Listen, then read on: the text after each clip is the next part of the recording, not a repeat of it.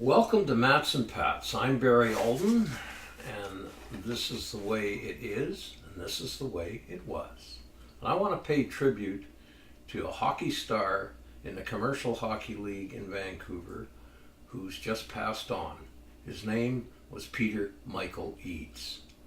And in 1960, 62, 61, 62, if my memory serves me right, the Japanese Olympic hockey team came to Kerrisdale Arena to face off with the Molson's Canadiens hockey team in the Commercial League, and Pete Eades was the star.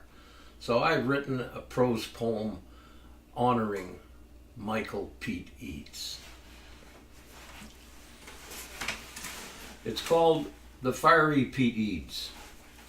Before there was Hockey Night in Canada, there was BC Molson's Canadiens hockey team center forward Pete Eades. When he wasn't fighting fires, hockey was his game. If my memory serves me right, let me tell you one of the hockey stories of the dipsy-doodlin' fiery Pete Eades. One night in the early 1960s, the Olympic hockey stars of Japan faced off against the BC Molson's Canadiens commercial hockey team at Vancouver's Kerrisdale Arena for an exhibition game, and the stands were packed. The Japanese Olympic hockey team was up against the guys that trained on beer. And what a game it was. From the first face-off, the fiery Pete Eades let a slap shot go from center ice and scored the first Molson's goal in 8.5 seconds while the Japanese goalie was adjusting his pads.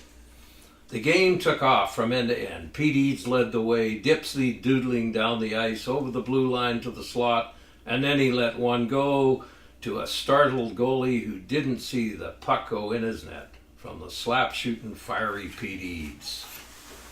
A master of the slap shot and the wrist shot, and faster than a speeding locomotive, Eades could shoot from any angle in front of the net. His passes were picture perfect down the ice, and the Japanese Olympic team never knew what hit them when Eades set up the play. By the third period, the Japanese Olympic hockey stars were tired out from chasing the guys that trained on beer. They couldn't stop the rush over the blue line in their own end from the BC Molson's Canadian hockey team for love nor money, and they couldn't outstick handle the dipsy-doodling fiery Pete Eades.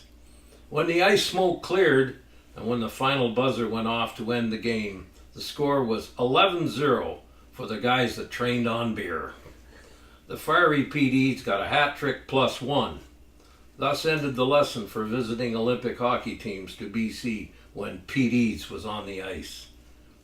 Pete Eades is gone now, but his style of Canada's greatest sport will not soon be forgotten, and we know in heaven's hockey team, Pete will be dipsy-doodling down the clouds, and maybe we'll get a puck from heaven with Pete's name on it.